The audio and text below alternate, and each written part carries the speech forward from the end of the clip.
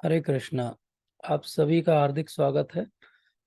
आज का सत्र बहुत महत्वपूर्ण सत्र है क्योंकि हम पिछले कुछ सत्रों से जो बात कर रहे हैं प्रार्थना के ऊपर, उसी को और गहराई से आज हम समझने का प्रयास करेंगे। तो आज का सत्र है इस बारे में कि जो हमारा डिवोशन है उसमें इमोशन का क्या रोल है, अर्थात भाव का क्या काम है भक्ति में।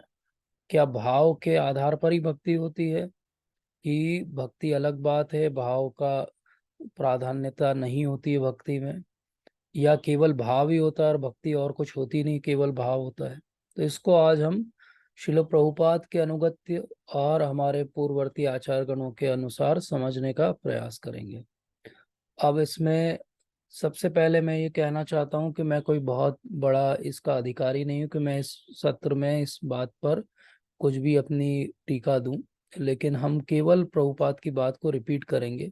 और ये अधिकार हमें प्रभुपाद ने दिया है कि अगर हम उनके अनुयायी हैं, अनुगत्य होने का प्रयास कर रहे हैं, तो हम उनकी बात को रिपीट कर सकते हैं। तो हम उनकी बात को रिपीट करके ही ये समझने का प्रयास करेंगे कि भक्ति में भाव का क्या अर्थ होता है। तो अभी हमने मंगलाचरण गाया और मंगलाचरण में हमने बोला कि महाप्रभु जो है नमो महावदन्याय कृष्ण प्रेम प्रदायते कृष्णाय कृष्ण चैतन्य नामने गौरत विषयनम। तो महाप्रभु कैसे हैं? महावदन्याय अवतार हैं। तो आज ही सुबह मुझसे किसी ने पूछा कि ये महाप्रभु महावदन्याय क्यों है, क्या है ऐसी बात उनमें और क्यों उनको महावदन्याय कहा जाता है। तो मेरे मन में आया कि ये भगवान का एक इंडिकेशन है हमारे लिए कि हम महाप्रभु की महावदन्यता को समझें, और उसको समझने के लिए ही ये आज का सत्र है। तो आज के सत्र में न केवल हम ये समझेंगे कि भक्ति और भाव का क्या संबंध है, हम ये भी समझेंगे कि महाप्रभु का बहुत स्पेशल इसमें क्या कंट्रीब्यूशन। तो एक मिथिला देश के बहुत बड़े कवि हुए हैं और संस्कृत में उनका बहुत नाम है, उनका नाम है विद्यापति। और विद्यापति ये कहते हैं, श्रील प्रभुपाद अपने एक चैतन्य चरितामृत के तात्पर्य में उनको कोट करते हैं। वो बोलते हैं कि हम सब जो हैं वो प्रेम या कोई रस ढूंढने का प्रयास कर रहे हैं, और वो रस अलग अलग रूप से हम कभी किसी मित्रता में ढूंढते हैं, कभी किसी समाज में ढूंढते हैं, कभी परिवार में ढूंढते हैं। बोले लेकिन ये मित्रता, समाज, परिवार से जो रस हमें मिलता है वो ऐसा है कि एक बहुत अथाह जो है मरुस्थल है, रेगिस्तान है, डेजर्ट है, और उसके अंदर वो जो हमें रस मिला है वो एक बूंद के समान है। वो एक बूंद के समान का रस जो है उसके लिए हम पीछे भागते रहते हैं, लेकिन हम कभी भी उससे सेटिस्फाई नहीं हो पाते। क्यों हम इससे कभी भी संतुष्ट नहीं हो पाते? क्योंकि ये रस तो इतना सा मिला है और हमें जो आवश्यकता है वो तो अथाह हमारा जो एक रेगिस्तान जैसा पूरा प्यास है अंदर रस के लिए, वो है। तो ये रस कहाँ से मिलेगा? तो ये रस कहाँ से मिलेगा? ये रस हम सुनते हैं और हम सब जानते भी है कि ये हमें भक्ति से मिलेगा। अब हम यही सोच के और यही सुन के भक्ति में आ जाते हैं। जब हम भक्ति भी करने लगते हैं तो फिर पता चलता है कि हम तो इतने साल से भक्ति कर रहे हैं, नाम जप कर रहे हैं, सब कुछ कर रहे हैं, लेकिन ये रस तो अभी भी बड़ा इल्यूसिव है। हम पकड़ने की कोशिश कर रहे हैं लेकिन मिल नहीं रहा है। तो कहीं ऐसा तो नहीं कि जैसे वो एक बूंद रस है पूरे संसार के सारे भोगों में, जो विद्यापति जी कहते हैं, कहीं ऐसा तो नहीं कि यहाँ पे भी वही रस है, बस उतना सा ही, थोड़ा सा, और उससे ज्यादा कुछ भी नहीं है। तो इस बात को हम आज समझने का प्रयास करेंगे कि वो रस हमें क्यों अनुभव नहीं हो रहा है। जो सोचिए, जो महान भक्त हैं उनको अनुभव हो रहा है, जो भगवान के परिकर हैं उनको अनुभव हो रहा है, तो उसका रस का थोड़ा हिस्सा हमें अनुभव क्यों नहीं हो रहा है? तो इसको हम आज समझेंगे भगवत गीता के आधार पे। तो भगवत गीता का एक श्लोक है, आप में से जिसके पास भी भगवत गीता है वो भगवत गीता के सेकंड चैप्टर का 59 श्लोक पढ़िए प्लीज।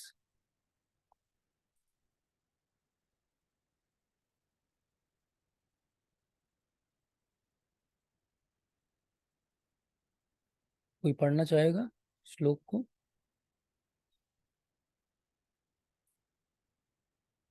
यस माता जी, हरे पढ़िए। कृष्ण। हरे कृष्ण जी हरे माता कृष्ण प्रभु जी। जी। विषया निवर्तन्ते निहारस्य देहिनम् देहिनः रसवर्ज रसोऽप्यस्य परम दृष्टा निवर्तते। हरे थैंक यू कृष्ण। माता जी। हरे कृष्णा। कोई और पढ़ना चाहेगा? एक हैंड रेज और है। हरे कृष्ण प्रभु जी। हरे कृष्णा माता जी, दंडवत प्रणाम जी, पढ़िए। विषया विनर्मन्ते ते निहारस्य देहिनः रसवर्ज रसोऽप्यस्य परम दृष्टा निवर्तते। थैंक यू माता जी। नीलिमा मैडम, आप पढ़ेंगी? हाँ जी। विषया विनिवर्तन्ते निराहारस्य देहिनः रसवर्जं रसोऽप्यस्य परं दृष्ट्वा निवर्तते। थैंक यू जय माता जी। Thank Shri you. जय हरे श्री। कृष्ण। तो ये बड़ा ही महत्वपूर्ण श्लोक है, इसको हम सबको समझना चाहिए। और श्लोक ये है कि विषया विनिवर्तन्ते निराहारस्य देहिना रसवर्जम रसोपस्यम परम दृष्टवा निवर्तते। तो इस श्लोक में क्या कह रहे हैं भगवान? भगवान ये कह रहे हैं कि जो विषय हैं, विषय मतलब वो सारी भौतिक पदार्थ जिससे इंद्रियां सुख प्राप्त करने का जो है प्रयोजन सोचती है, विनिवर्तनते, उनसे हमको अलग हटना है। लेकिन ये जो निराहारस्य है, जैसे किसी को भूख लगी और उसको खाना ना मिले तो क्या हो गया? ये नेगेटिव टाइप का रिस्ट्रिक्शन हो गया। मतलब कि उसको किसी चीज की आवश्यकता है लेकिन वो उसको नहीं मिल रही है।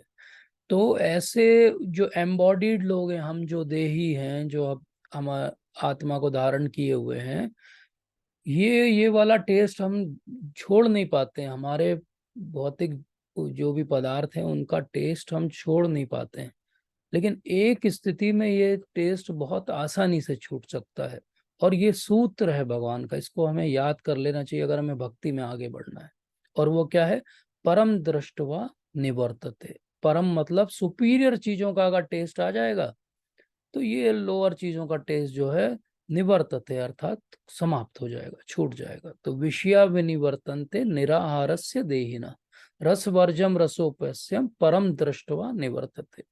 तो पूरा श्लोक ना भी याद रहे किसी को तो ये परम दृष्टवा निवर्तते तो याद कर ही लेना चाहिए कि परम दृष्टवा निवर्तते। परम, परम अर्थात सुपीरियर चीजें, हायर चीजें, हायर टेस्ट, ये जब डेवलप होगा तो ये लोअर टेस्ट समाप्त हो जाएगा। तो आज का जो सत्र हम चर्चा करेंगे वो इस बात को ही आधार बना के चर्चा करें।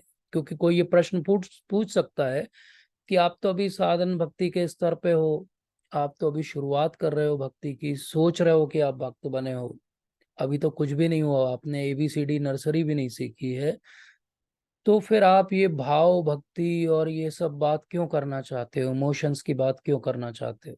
तो इसका उत्तर क्या है? इसका उत्तर ये कि परम दृष्टवा निवर्तते।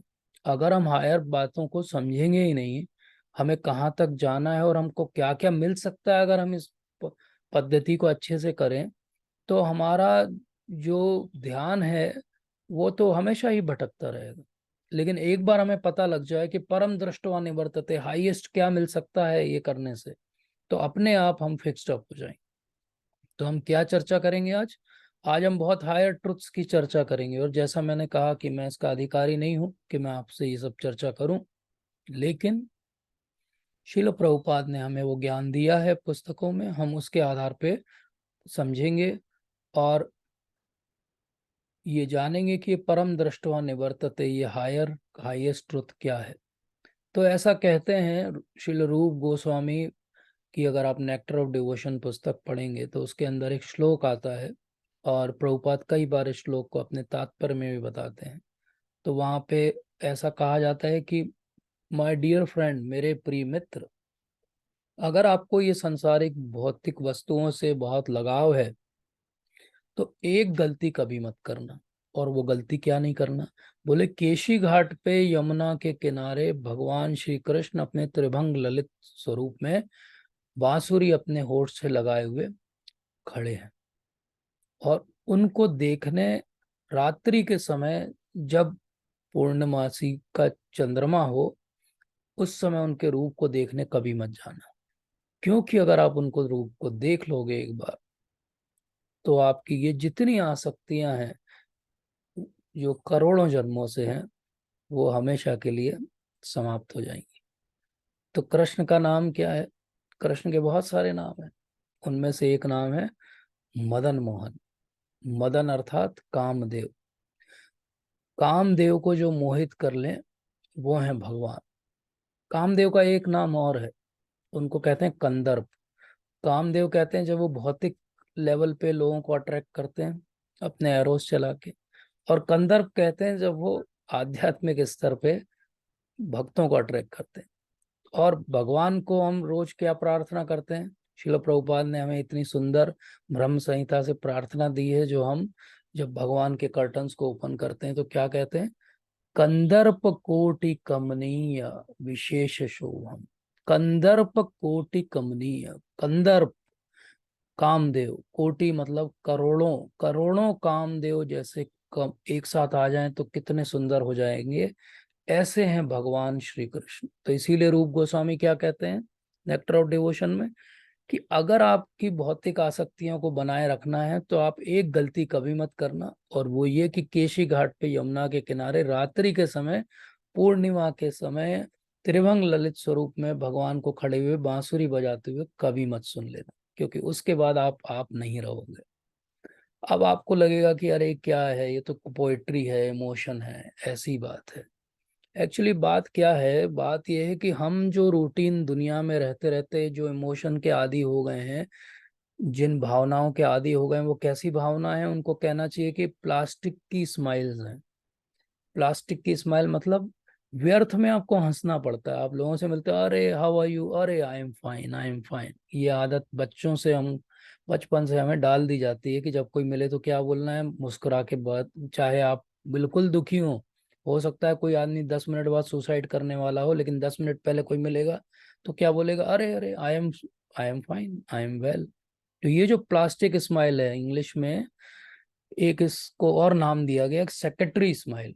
जैसे आप किसी ऑफिस में जाएंगे तो सेक्रेटरी जो है उनको एक ही ट्रेनिंग दी हुई है, कोई कितना भी चिल्लाए क्या करना है, कस्टमर को उल्टा जवाब नहीं देना है, केवल स्माइल करना है। जैसे एयर होस्टेस की स्माइल है, जैसे किसी भी जो कस्टमर से डील करने वाला डिपार्टमेंट है उसकी स्माइल है, केवल स्माइल है, फेक स्माइल है।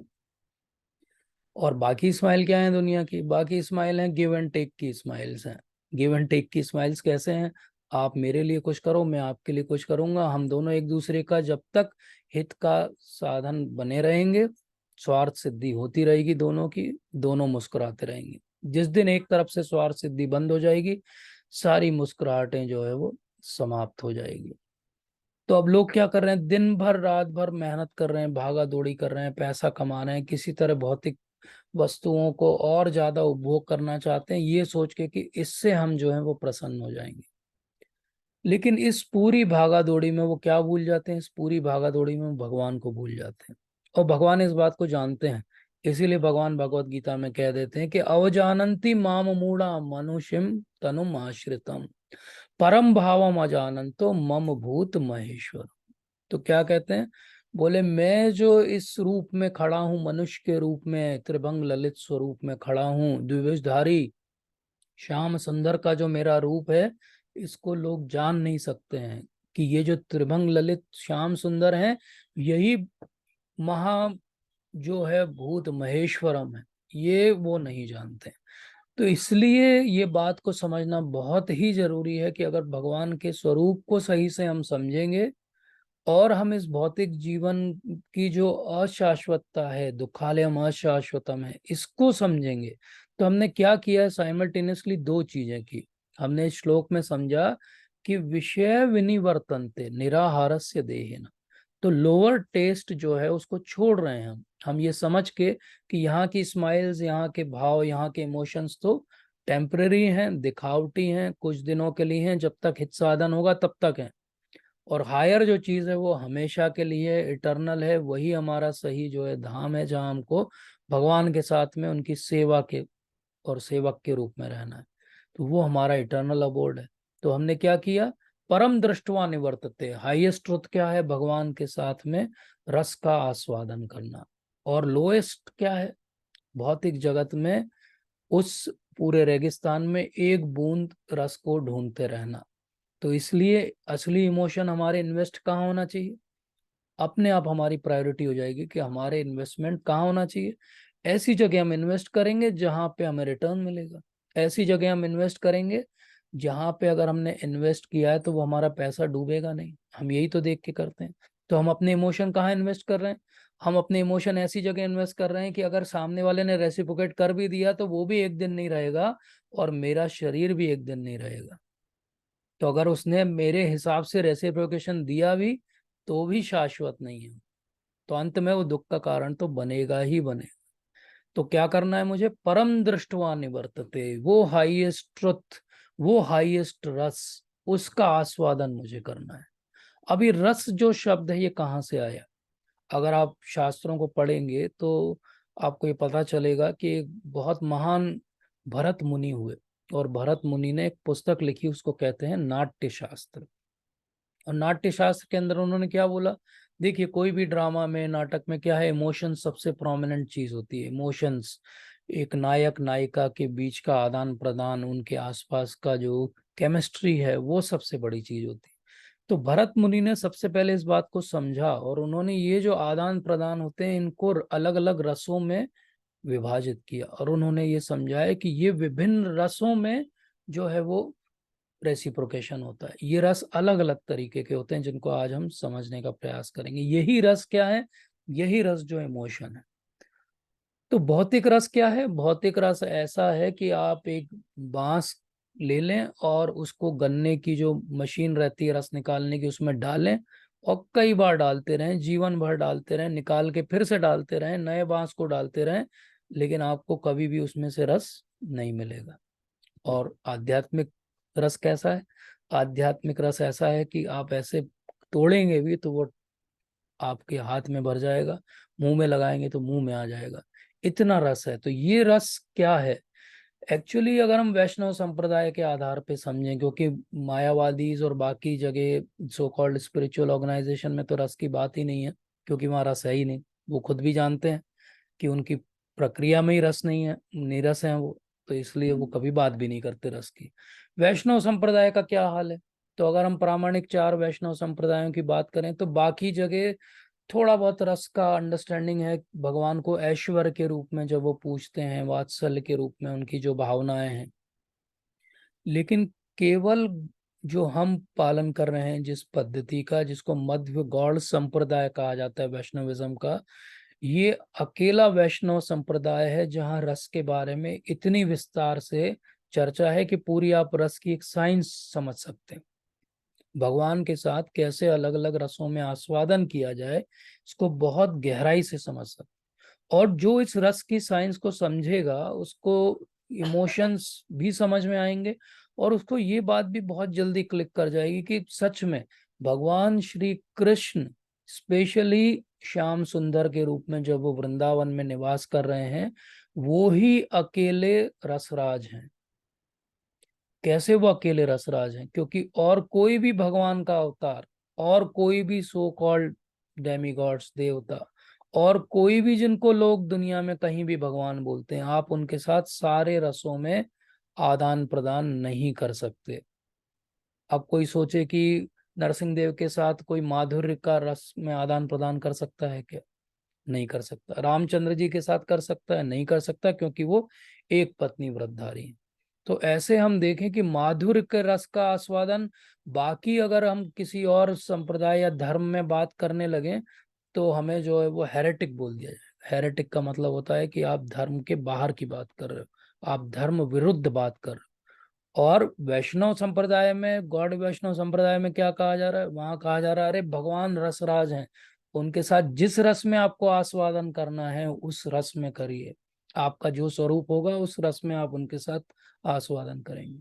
और ये कितनी इम्पोर्टेंट बात है ये रस को समझना, कि सोचिए भगवत गीता के बाद जब आप भागवतम पढ़ना आरंभ करेंगे तो फर्स्ट कैंटो, पहला जो स्कंद है भागवतम का, उसका पहला अध्याय का 3रा श्लोक ही आपको सामने आ जाएगा और बोलेगा कि निगम कल्प तरु गलितम फलम सुख मुखाद अमृत द्रव्य संयुतम पिबत भागवतम रसमालयम मुहुरहु रसिका भूवि भावुका।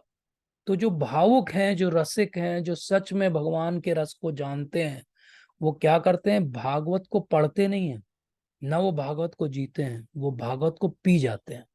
पिबत भागवतम रसमालयम, रसमालयम, रस का आलय है, रसमालय है। ये रस का आलय कौन है?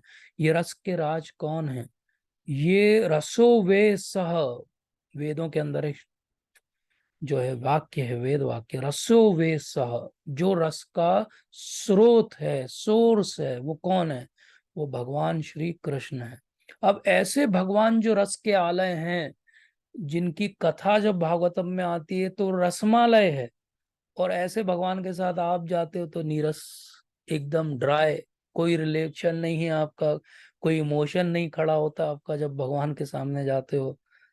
तो भगवान जो रस के आलय हैं वो हमारे तरफ क्यों देखेंगे? हम तो नीरस हैं। जब तक हम अंदर रस डेवलप नहीं करेंगे, भगवान का हमारे ऊपर ध्यान नहीं जाने वाला है। ये सिंपल सी बात है, इसको समझना चाहिए।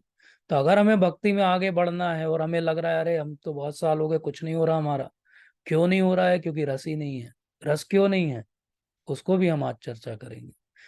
तो ये जो रस है, ऋषिल रूप गोस्वामी अपनी नेक्टर ऑफ डिवोशन में फिर हमको समझाते हैं कि परम दृष्टवा निवर्तते, ये जो हाईएस्ट रस है ये क्या है? ये रस बोले अलग अलग रूप में हो सकता है, प्राइमरली 5 रूपों में हो सकता है।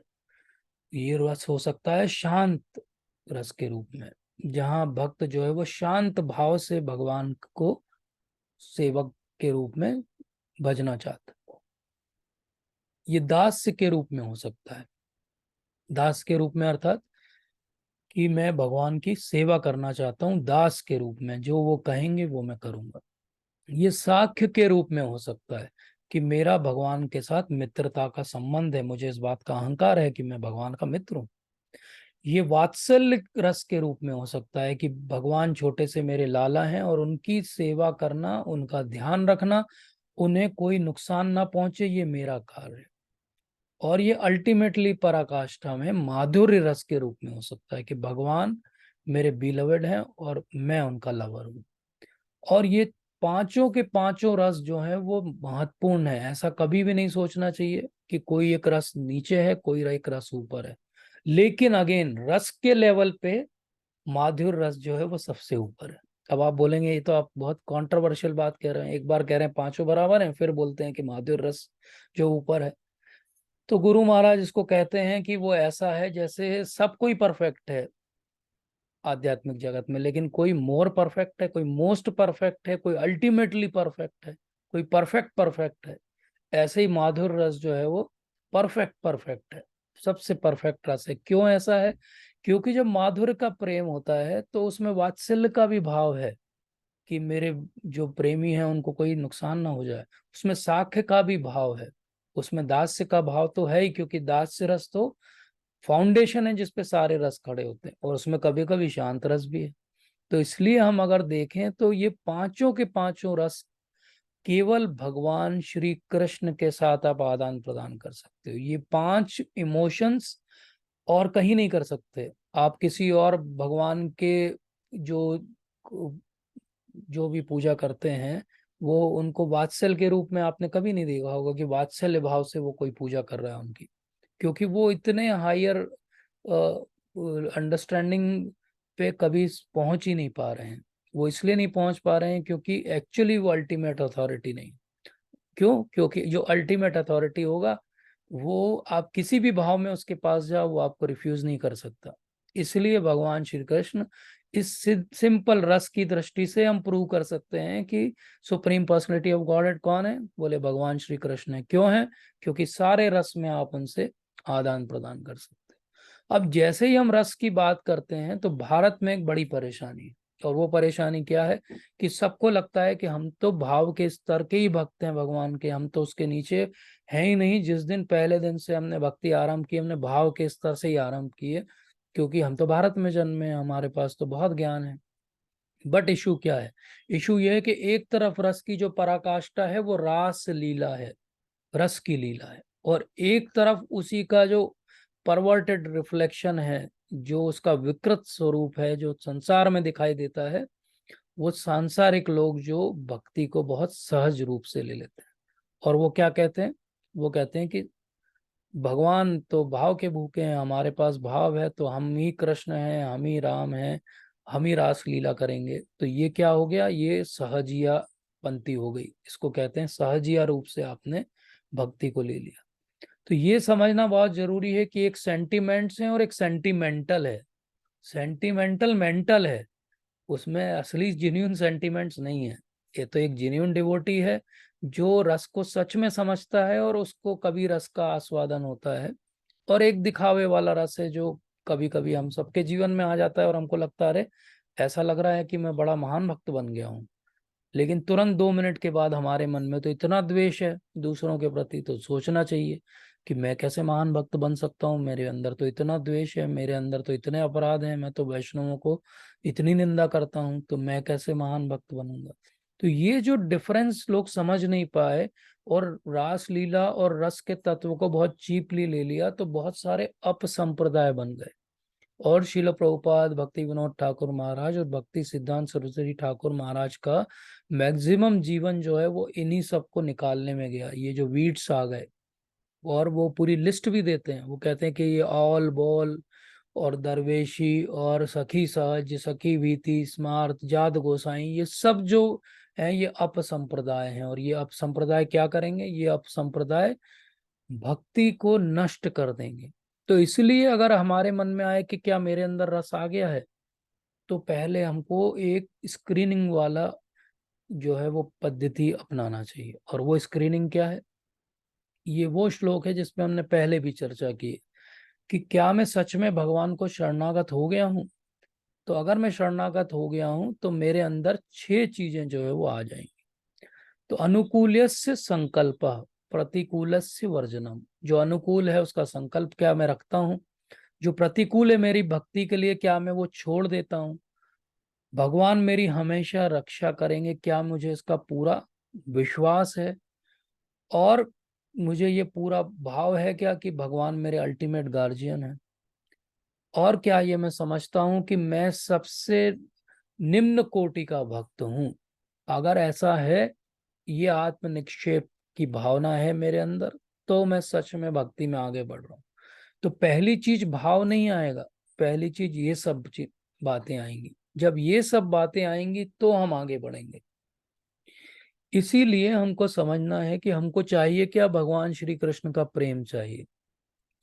हम किस स्तर पे हैं इसको हमको समझना है। क्या हम केवल प्लेन श्रद्धा के स्तर पे हैं? श्रद्धा का अर्थ होता है कि थोड़ा बहुत मुझे भगवान के नाम में या भगवान में, भगवान के भक्तों में थोड़ी सी जो है वो भावना है श्रद्धा की। अगर श्रद्धा की भावना सच में सही सही होगी तो मैं अगली चीज क्या करूंगा? मैं साधुओं का संग करूंगा, अर्थात मैं भक्ति में साधुओं के साथ बैठूंगा, जो लाइक माइंडेड डिवोटीज हैं उनके साथ में इंटरेक्ट करूंगा। और क्या करूंगा? उनके साथ बैठ के इधर उधर की बातें नहीं करूंगा, उनके साथ में भजन करूंगा, नाम जप करूंगा, कीर्तन करूंगा, भगवत चर्चा करूंगा। जब मैं ऐसा करूंगा तो मेरे अंदर, अभी तक तो मुझे पता ही नहीं था कि मेरे अंदर अनर्थ है, अब मेरे अंदर अनर्थ मुझे दिखने लगेंगे और धीरे धीरे वो अनर्थ कम होंगे। कम होंगे तो एक समय आएगा जब मेरी भक्ति में थोड़ी निष्ठा जागेगी। और अभी निष्ठा के लेवल पे क्या है कि मैं नियमों को पालन करने लगूंगा, मैं पक्का रहूंगा अपनी बात पे, लेकिन अभी टेस्ट नहीं आया मेरे अंदर। धीरे धीरे एक समय आएगा जब मैं बहुत निष्ठापूर्वक भक्ति करूंगा तो मेरे जीवा पे हरि नाम का टेस्ट आएगा, रुचि आएगी, और फिर मेरी ऐसी आसक्ति हो जाएगी, अटैचमेंट हो जाएगा कि हरि नाम के बिना मेरा जीवन ही नहीं चल सकता। और जब ऐसी आसक्ति, अटैचमेंट आ जाएगी, अर्थात निष्ठा, रुचि और आसक्ति, ये 3 लेवल जब मैं क्रॉस करूंगा तब मेरे अंदर भाव जागृत होगा, इमोशंस जागृत होंगे भगवान के लिए। और जब ये इमोशन प्रेम का प्रगाढ़ रूप ले लेंगे तब भगवान के प्रति मेरा प्योर लव या प्रेम जागेगा।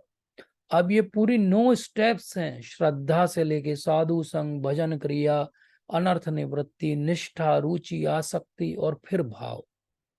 और कहीं ऐसा नहीं लिखा हुआ है कि भाव जो है पहले आ जाएगा और श्रद्धा बाद में आएगी। तो डेफिनेटली हम सबको जो थोड़े बहुत इमोशंस बीच बीच में आते हैं वो भगवान की कृपा है, गुरु महाराज की कृपा है, लेकिन वो भाव नहीं है। क्योंकि भाव के स्तर पे तो और भी बहुत कुछ होता है, और वो क्या होता है? उनको कहते हैं अष्ट सात्विक विकार। अर्थात हमारे शरीर में भगवान का नाम सुन के और भगवान के बारे में जान के बहुत सारे परिवर्तन होते हैं। तो हम सबको मालूम है कि हमारा शरीर पंच महाभूत का बना हुआ है, अर्थ, वाटर, एयर, फायर और ईथर का। तो ये अष्ट सात्विक विकार क्या होते हैं? ये उन्हीं सात्विक भाव का, भक्ति का क्या प्रभाव हो रहा है वो होते हैं। जैसे कि हमारे शरीर में जो अर्थ का एलिमेंट है, जो पृथ्वी का एलिमेंट है, उस पे जब भाव का प्रभाव होता है तो एक ऐसी निढाल हो जाता है शरीर। जब हमारे शरीर के अंदर जो वाटर का एलिमेंट है उस पे जब भाव का असर होता है तो आंखों से अश्रु बहने लगते हैं या बहुत ज्यादा पर्सपिरेशन, स्वेटिंग होने लगती है। जब हमारे शरीर में जो अग्नि का एलिमेंट है उस पे जब असर होता है तो हमारे शरीर का रंग बदलने लगता है। जब हमारे एयर वाले एलिमेंट पे असर पड़ता है तो हम बेहोश हो जाते हैं। और इसके अलावा सारे जो हमारे श्वेत कण हैं वो काम करने लगते हैं, सारे हमारे जो बाल हैं वो खड़े हो जाते हैं, हमारे से मुंह से बोल नहीं फूटते हैं। ये है भाव का स्तर। तो ये भाव को चैतन्य महाप्रभु ने पूर्ण रूप से जब वो आए तो दर्शाया। और ये भाव को वो कहते हैं कि ये डेकोरेशन है डिवोटी का। अर्थात डिवोटी या कोई भक्त के शरीर का डेकोरेशन क्या है? यही भाव है। तो ये महाप्रभु की अगर आप लीला पढ़ें चैतन्य चरितामृत में तो आपको पता चलेगा कि महाप्रभु जब रथ यात्रा में जगन्नाथ जी के सामने नृत्य करते हैं तो वो ये सारे भाव दर्शाते हैं। कभी पढ़िए उस सेक्शन को तो आपको समझ में आएगा कि ये सारे अष्ट सात्विक विकार जो हैं अपनी पूर्ण पराकाष्ठा में महाप्रभु के अंदर आते हैं, क्योंकि वो भाव और प्रेम के स्तर पे, राधा रानी के महाभाव के स्तर पे भक्ति दिखा रहे हैं। तो सोचिए, सामने जगन्नाथ जी हैं जो स्वयं कृष्ण हैं और इस तरफ राधा रानी और कृष्ण हैं और वो नृत्य कर रहे हैं महाप्रभु के रूप। तो भाव कैसा होता है? भाव का स्तर ऐसा होता है जैसे कोई, प्रभुपाद समझाते हैं कि अग्नि है, बहुत तेज जल रही है और एक लोहा अपन लेके अगर उसमें डाल दें तो थोड़ी देर में अग्नि से जलते जलते वो लोहा क्या हो जाता है? तप जाता है और लाल हो जाता है। वो भी अग्नि का स्वरूप ले लेता है। तो भाव का स्तर क्या होता है? ऐसा स्तर होता है कि जब भगवान के प्रति आपका इमोशन इतना प्रगाढ़ हो जाता है कि ये शरीर भी आपका शरीर नहीं रहता, वो शरीर भी भगवान के कंट्रोल में आ जाता है, आपके मन भी भगवान के कंट्रोल में आ जाता है और आपकी आत्मा भी भगवान के कंट्रोल में आ जाती है। आपका जो थोड़ा बहुत भगवान ने माइन्यूट फ्रीडम, स्वतंत्रता दी है, उसको भी जब आप त्याग देते हो तब आप भाव के स्तर पे आते हो। अब इसको टेक्निकली अगर हम समझें तो आज समय भी नहीं है और मुझे लगता है कि ये प्लेटफॉर्म भी नहीं है जिस पे हम इस पे बात करें। लेकिन एक्चुअली भगवान की स्वरूप शक्ति होती है और वो स्वरूप शक्ति जब किसी भक्त के हृदय में प्रकट हो जाती है तो उसको कहते हैं भाव का स्तर। तो हम शिक्षा अष्टकम में अगर देखें तो हमने पिछले सत्र में देखा था कि महाप्रभु ने बोला कि अयि नंद तनुजा किम करम पतितम माम विस्मय भवाम बुधो कृपया तव पाद पंकज स्थिता धूलि सदृशम विचिंतया। तो क्या कह रहे हैं महाप्रभु कि किसी तरीके से एक धूल के रूप में भी अपने चरण में मुझे एक स्थान दे दीजिए, क्योंकि मैं आपका नित्य दास हूं और किसी प्रकार से इस जन्म मृत्यु वाले सागर में गिर गया हूं, मुझे यहां से उठा लीजिए। अब इसके बाद महाप्रभु क्या कहते हैं? छठे श्लोक में महाप्रभु कहते हैं, नयनम गलदश्रुधारया वदनम गद गद अवरुद्धया गिरा पुलकेर निचितम वपु कदा तव नाम ग्रहणे भविष्यति।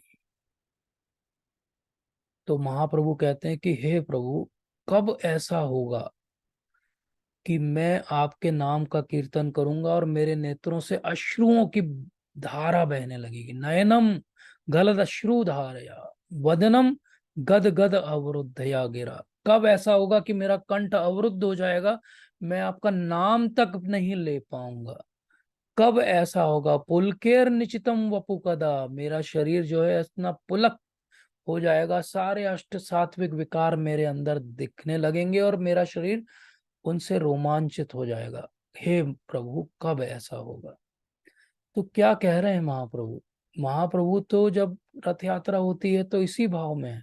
महाप्रभु तो अपने जीवन के लास्ट के 12 ईयर्स पूरे समय इसी भाव में रहे।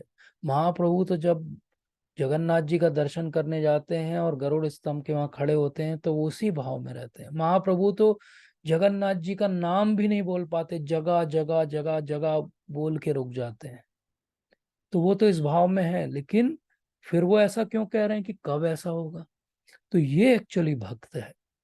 जो भक्त है वो कभी ये नहीं कहेगा कि मुझे भगवान का प्रेम मिल गया है।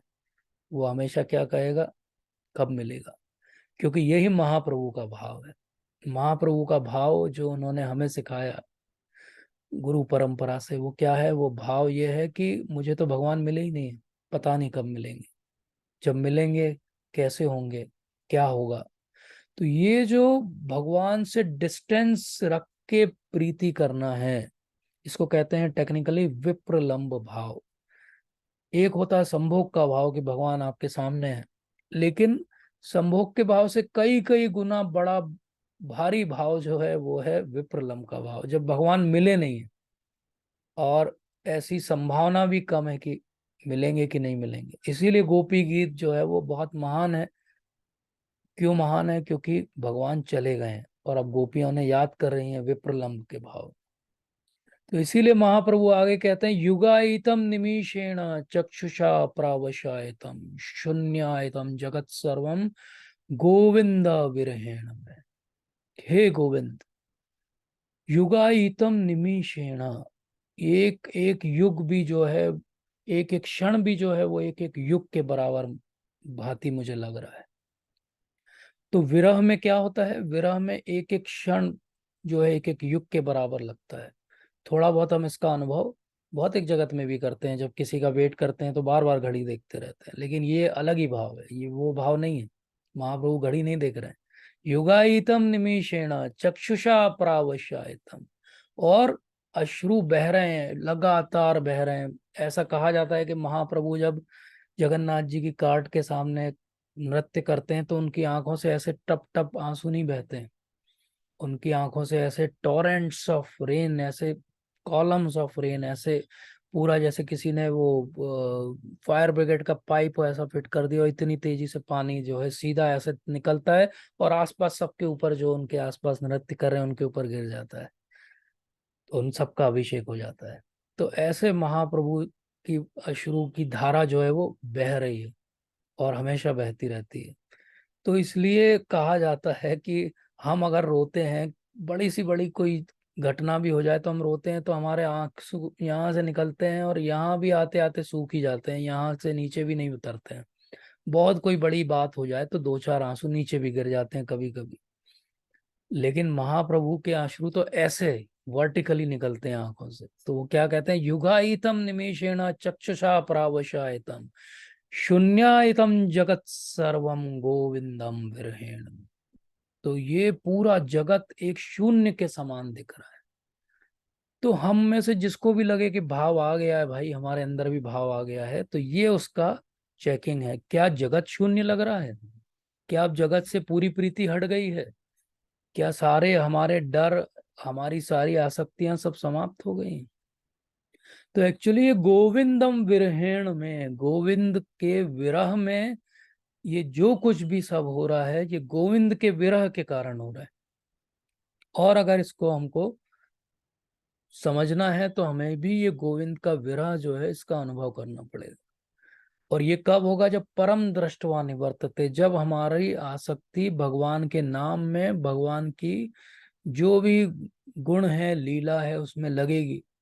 अभी तो ये होता है कि हम पढ़ने बैठते हैं तो हमें नींद आ जाती है, हमारी आसक्ति किसी भी तरह से भक्तों के प्रति भी नहीं है, हम तो उनके प्रति अपराध करते रहते हैं।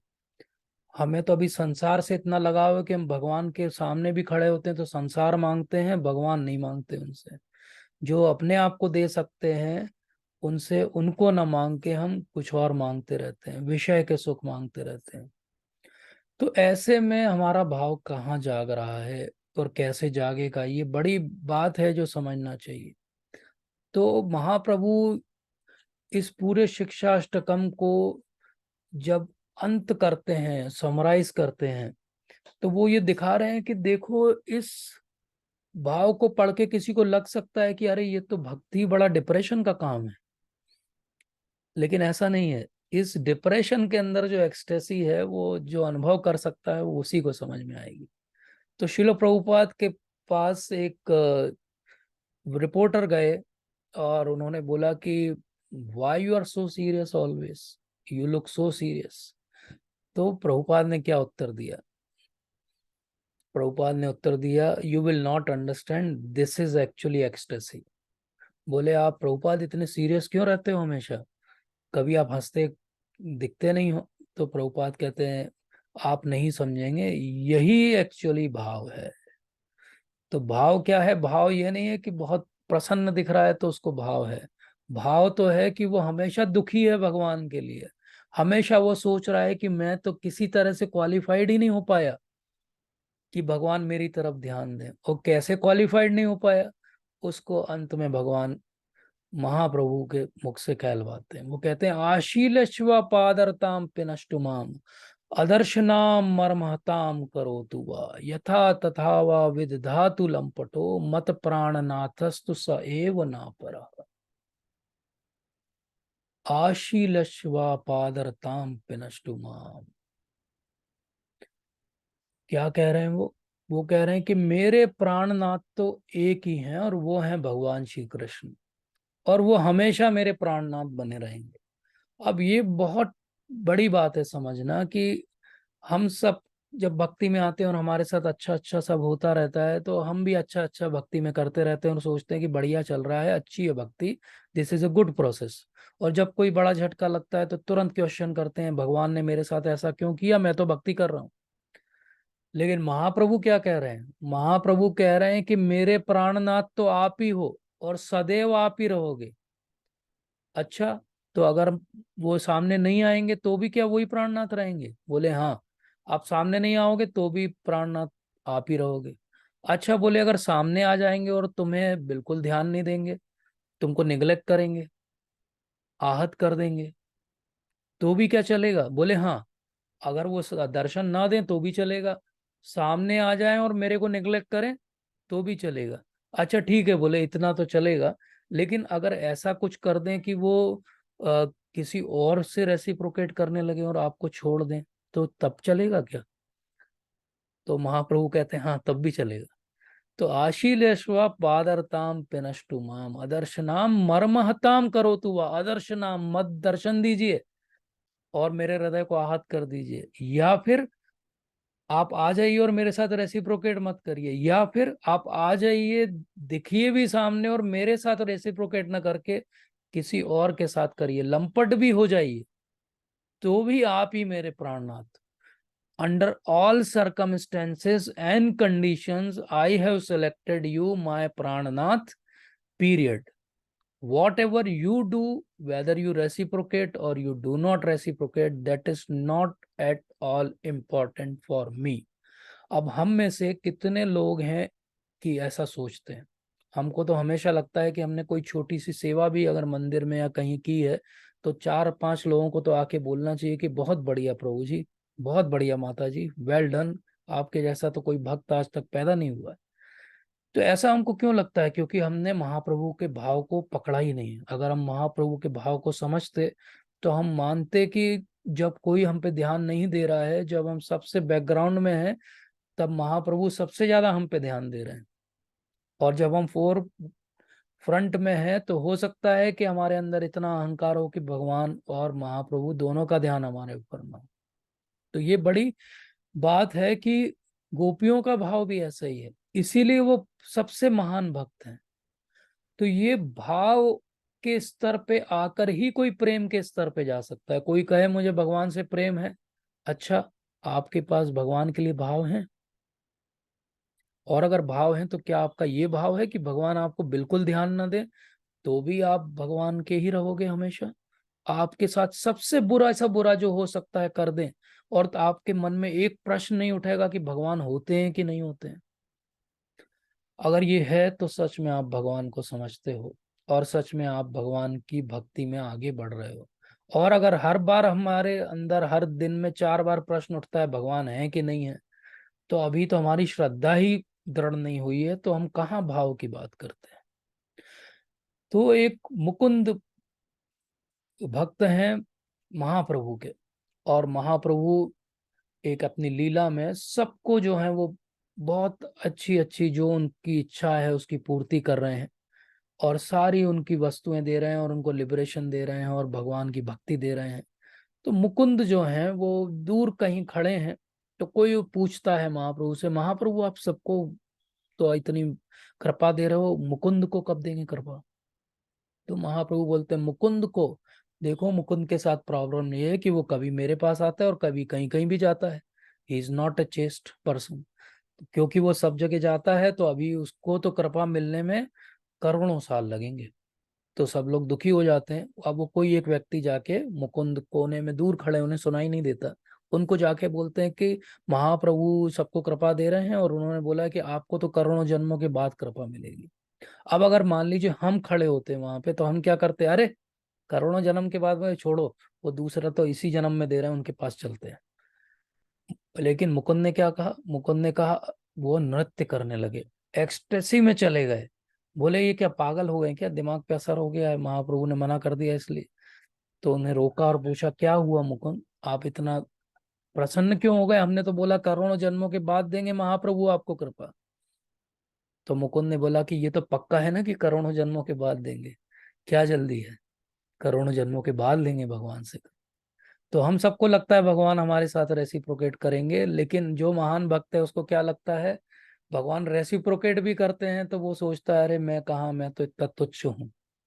लेकिन भगवान का रेसिप्रोकेशन क्या है? भगवान का रेसिप्रोकेशन है, भगवान कैसे रेसिप्रोकेट करते हैं किसी के साथ? भगवान कैसे रेसिप्रोकेट करते हैं? भगवान करते हैं गले लगा के।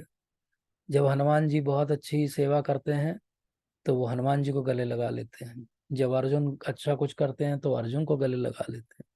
जब गोप कुमार की कथा आप पढ़ेंगे तो भगवान उनसे जब मिलते हैं ऊपर, सारी जर्नी करके वो स्पेसमैन पहुंचते हैं, तो भगवान क्या कहते हैं उनको गले लगाते हुए, कि मैं कब से तुम्हारी प्रतीक्षा कर रहा हूँ। और श्रील प्रभुपाद कहते हैं कि भगवान ये वाला डायलॉग सबके साथ बोलेंगे, हम सबके साथ भी बोलेंगे, क्योंकि सच में वो हमारी प्रतीक्षा उसी तरह से कर रहे हैं जिस प्रकार से वो गोप कुमार की कर रहे हैं, या जैसे वो हनुमान जी को प्रेम करते हैं। बस बात और कमी हमारी तरफ से है भाव की, भगवान की तरफ से भाव की कोई भी कमी नहीं है। तो अब प्रैक्टिकली हम कैसे समझें कि सच में कभी एक समय आएगा क्या कि मेरे अंदर ऐसा भाव जागृत हो जाएगा, और अगर जागृत हो रहा है तो वो सही हो रहा है कि नहीं? तो एक तो हमने चेकलिस्ट ये समझी कि हमें श्रद्धा से धीरे धीरे बढ़ के भाव तक जाना पड़ेगा। हमारी निष्ठा और आसक्ति जब तक पक्की नहीं हुई है तो जो भी भाव आ रहे हैं वो एक्चुअली स्थायी भाव नहीं है, ट्रांजिएंट। भगवान की कृपा है, भक्तों की कृपा है, इसलिए थोड़ा बहुत अनुभव है। लेकिन एक्चुअली जो भाव भक्ति के स्तर पे व्यक्ति होता है वो कैसा होता है? तो वो उसको कहते हैं कि शांतिर अव्यर्थ कालत्वम, विरक्तिर मान्य शून्यता, आशा बंद समुत्कंठम, नाम गाने सदा रुचि। ये 9 चीजें हमें याद कर लेनी चाहिए। तो सबसे पहली चीज क्या है? वो हमेशा पक्का रहता है भक्ति में। जो भाव के स्तर का भक्त है वो पक्का रहता है अपनी तरफ से। किसी अनर्थों के कारण उसका लोप हो जाए भक्ति का, वो एक अलग बात है, वो छुप जाएगी भक्ति थोड़े दिन के लिए।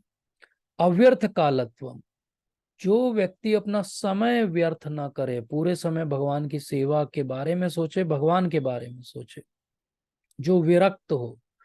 मान्य शून्यता, ये हम कई बार चर्चा कर चुके पिछले सत्रों में, कि कोई भी अहंकार ना होना, ह्यूमिलिटी होना, और एक आशा बंद होना। आशा बंद का अर्थ होता है कि हमारे अंदर एक आशा है कि ठीक है, एक दिन तो ऐसा आएगा ना कि भगवान मेरी तरफ देखेंगे। वो एक दिन जब भी आएगा, जैसे भी आएगा चलेगा, मुझे कोई भी उसकी ऐसी शीघ्रता नहीं है कि अभी आना चाहिए। और एक उत्कंठा होनी चाहिए, एक उत्कंठा होनी चाहिए कि नहीं मुझे, लेकिन ये प्रेम चाहिए जरूर, शायद अभी नहीं है लेकिन किसी जन्म में कभी मुझे ये प्रेम अवश्य रूप से मिलना चाहिए। और ये सब कब होगा? जब नाम में हमारी रुचि होगी। तो हमने इन सत्रों का आरंभ ही इसी बात से किया था कि महाप्रभु ने बोला था, चेतो दर्पण मार्जनम भव महादावाग्नि निर्वापण। और वहां पे महाप्रभु ने समझाया था कि नाम के जो हैं वो इतने विशेष प्रभाव हैं। और जब भाव के स्तर पे भी कोई आ गया है तो उसकी भी नाम की रुचि समाप्त नहीं होगी। ऐसा नहीं होगा कि अब हम ग्रेजुएट हो गए, अब हमको नर्सरी के नामों की जरूरत नहीं है, ऐसा नहीं है। नर्सरी में एबीसीडी जो सीखी है वो पीएचडी में भी एबीसीडी रहेगी और वैसे ही लिखना पड़ेगा। तो इसलिए बहुत आवश्यक है कि हमारे अंदर ये आशा बंद रहे और ये समुत्कंठा रहे। अब ये फोकस कहाँ से आएगा कि हमारी आशा बनी रहे, हमारी उत्कंठा बनी रहे, हमारी भक्ति चलती रहे, हमारे नाम जप में रुचि बनी रहे, आसक्ति बनी रहे और प्रीति बनी रहे। ये सब कहाँ से आएगा? ये सब भक्तों के संग से आएगा। ये सब महान भक्तों के जब हम चरित्र को पढ़ेंगे तब आएगा। तो जब हम जानेंगे कि हरिदास ठाकुर हैं जिनको कोड़े बरसाए जा रहे हैं 21 चौराहों पर, और वो कह रहे हैं कि मेरे शरीर खंड खंड हो जाए लेकिन एक एक टुकड़े से भी हरि नाम ही निकलेगा और कुछ नहीं निकलेगा। तो ऐसे हरिदास ठाकुर है, ऐसे होते हैं भक्त। जब पांडवों को निर्वासन दे दिया जाए, सबसे बुरे से बुरा जो कोई सोच सकता है वो सब उनके साथ हो जाए, लेकिन वो एक बार भी कृष्ण पे प्रश्न ना उठाएं कि कृष्ण क्या कर रहे हो आप, ये ऐसा मेरे साथ क्यों। द्रौपदी एक महान रानी और इतनी पतिव्रता स्त्री का चीरहरण का प्रयास हो जाए और वो एक बार भी कृष्ण से ये ना पूछे कि मेरा और मेरे साथ ही ऐसा क्यों हुआ। तो ये है महान भक्त। ये महान भक्त हैं जो ये प्रश्न नहीं पूछते भगवान से कि मेरे साथ ऐसा क्यों। जैसे महाप्रभु जो पूरे भाव में है लेकिन फिर भी वो क्या कह रहे हैं कि मेरे अंदर तो कोई भाव नहीं है भगवान आपके लिए, कब वो दिन आएगा जब मेरे अंदर आपके लिए भाव आएगा। तो ये जब बात को हम समझेंगे तब हमारे अंदर भाव आएगा। तो अगर हम सच में प्रार्थना करना चाहते हैं तो क्या प्रार्थना करना चाहिए? हमें प्रार्थना करना चाहिए ये समझते हुए कि भगवान क्या है, भक्त वत्सल है। अब पॉइंट ये है कि भगवान भक्त वत्सल है, मैं तो भक्त नहीं हूं, तो क्या फायदा भगवान के भक्त वत्सल होने का। तो इसलिए प्रहलाद महाराज को पढ़ना चाहिए। प्रहलाद महाराज क्या कहते हैं? प्रहलाद महाराज अपनी प्रार्थना में भागवतम में कहते हैं कृष्ण जो है वो कृपण वत्सल है।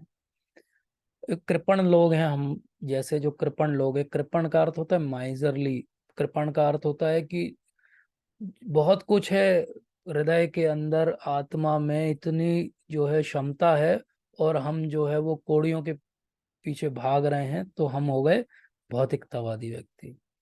तो ऐसे कृपण वत्सल हैं भगवान, ऐसे कृपण लोगों पे ज्यादा कृपा दिखाते हैं। तो भक्त वत्सल वाला फॉर्मूला तो हमारे ऊपर फिट होगा नहीं, तो हम कृपण वाले में कम से कम आइडेंटिफाई कर लें हमको कि हाँ, हम झूठे भक्त बनने की बजाय असली कृपण बन जाए, तो भगवान तुरंत हम पे ध्यान देगा ये कृपण है और मैं क्या हूँ, कृपण वत्सल हूँ, तो भगवान तुरंत हम पे ध्यान देंगे।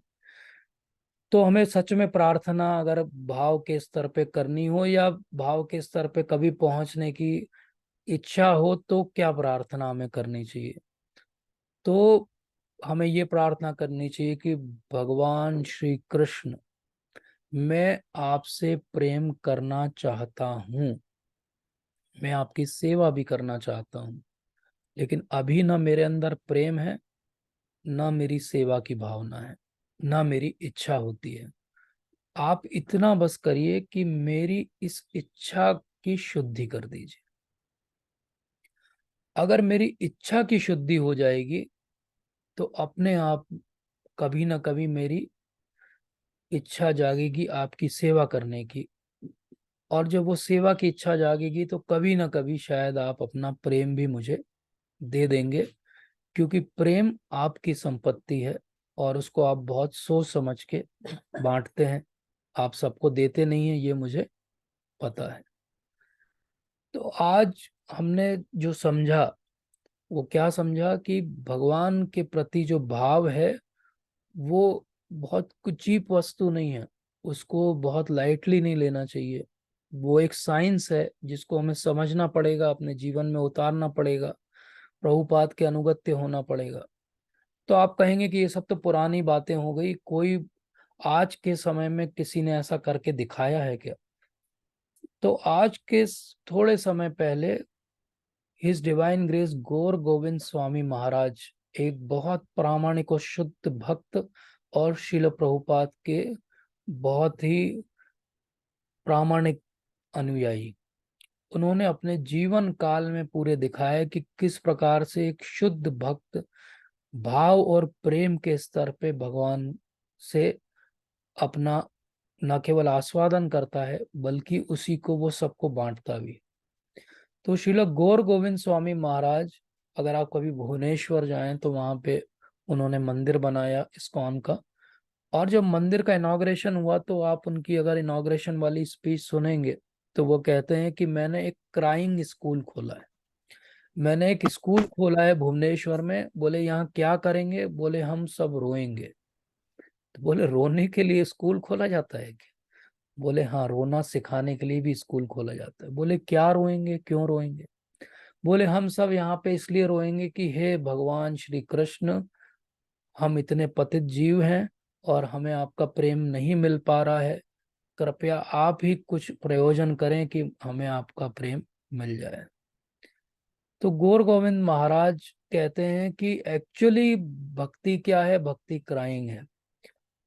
अब कोई भक्ति में आता है तो वो क्या सोच के आता है? वो भक्ति में आता है तो ये सोच के आता है कि हम तो बहुत प्रसन्न रहेंगे, सुखी रहेंगे, हमारी भौतिकता वाली सोच के आधार पे हम वहां भी प्रगति करेंगे, यहाँ भी थोड़ा थोड़ा कर लेंगे, एक सोशल हमें प्लेटफॉर्म मिल जाएगा, थोड़े से भक्त मिल जाएंगे, किटी पार्टी हुआ करेगी। लेकिन गौर गोविंद स्वामी महाराज क्या कहते हैं कि ये तो क्राइंग स्कूल है। सच में कोई प्रगति यहाँ करेगा तो कौन करेगा? जो भगवान के लिए रोना सीखेगा। और गौर गोविंद महाराज की कवि जीवनी आप पढ़िए, हमने एक बार पहले चर्चा की है उन पर, और वो यूट्यूब पर है, आप सुन सकते हैं। तो वहां पे गौर गोविंद महाराज की जीवनी में हम देखें तो वो बिल्कुल जब छोटे से बालक हैं तब से उनके परिवार में वैष्णविज्म है। उड़ीसा में उनका जन्म हुआ है और उनके पिता जो हैं बहुत महान भक्त हैं। और वो उनका नियम क्या था, कितना अच्छा नियम था कि 12 स्कंद हैं भागवतम के, तो हर महीने एक एक स्कंद करके वो एक साल में पूरा भागवतम जो है पढ़ते थे बच्चों के साथ में बैठाकर। तो इस प्रकार से जब गौर गोविंद महाराज 12 साल के हुए तो वो 6 बार पूरी भागवतम सुन चुके थे। और जब वो लगभग 8 साल के थे तब उन्हें पूरी चैतन्य चरितामृत, भागवतम, भगवद गीता कंठस्थ थी और उस पे वो विवेचना कर सकते थे, उस पे लेक्चर दे सकते थे। तो इतने महान गौर गोविंद स्वामी महाराज जब कहते हैं कि हमने एक क्राइंग स्कूल खोला है अपनी डिवोशनल मैच्योरिटी के समय, तो इस बात पे हमें भी सोचना चाहिए। अब सोचना बहुत आवश्यक है क्योंकि सुनना तो बड़ा सिंपल है, श्रवण कर लिया, कान से अंदर चला गया। एक्चुअली जो आज हमने श्रवण किया ये बहुत गहरी फिलोसॉफी है। हो सकता है एक बार में पूरी बातें समझ में भी ना आए, इस पे हमें मनन करना पड़ेगा। तो श्रवण के बाद क्या आता है? मनन। और मनन के बाद आता है निधिध्यासनम, मतलब कि जो हमने मनन किया और सोचा उसको जीवन में अप्लाई किया क्या।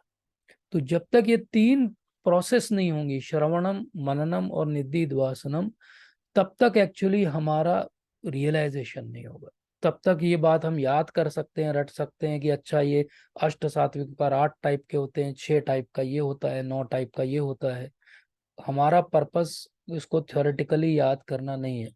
ये जो मैंने फ्रेमवर्क दिया इसका पर्पस केवल ये है कि हम एक बार समझें कि जो भी हम बात करते हैं वो बड़ी सिस्टमेटिक है, उसके पीछे एक पूरी साइंस है। वो कोई केवल दिखावा या केवल कोई मनगढ़ंत कहानी थोड़ा बहुत यहाँ वहां से जोड़ा, तुकांत भिड़ाया और कुछ लिख दिया, ऐसा नहीं है।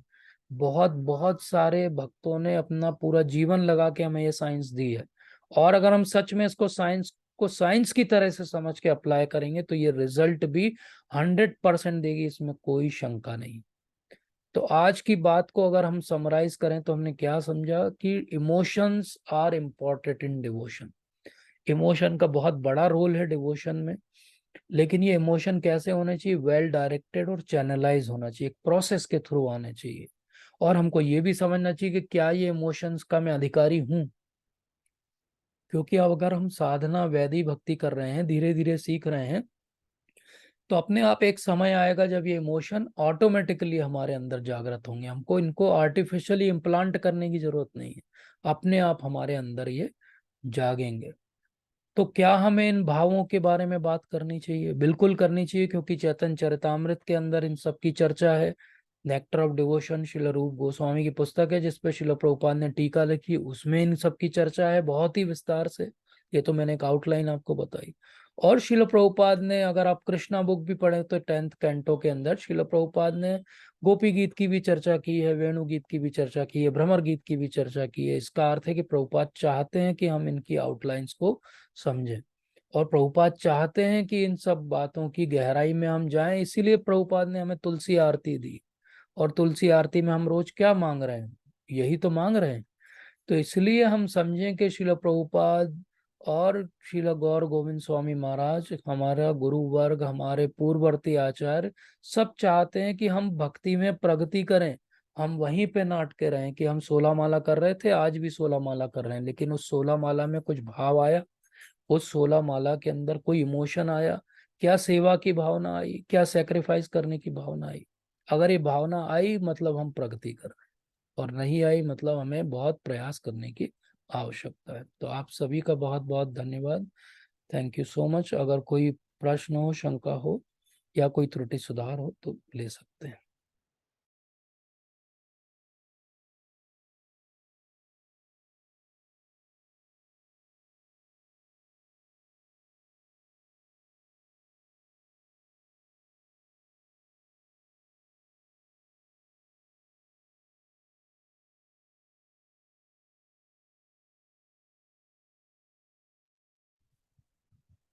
हरे कृष्ण प्रभु जी, मैं तो I am still under the magical spell, I have yet to come out of it.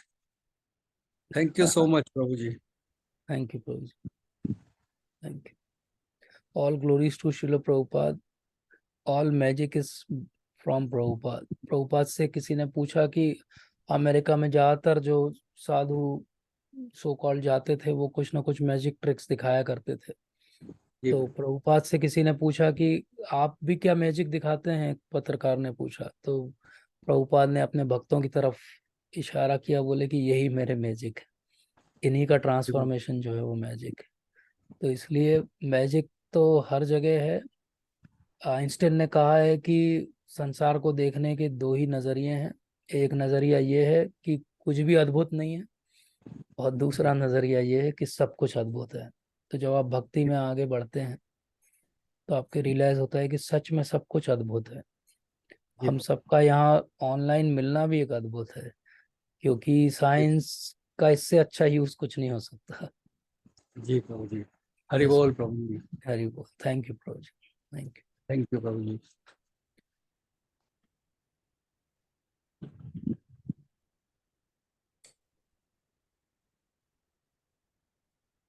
Praveen Prabhu ji कुछ टीका देना चाहेंगे आज के सत्र पर?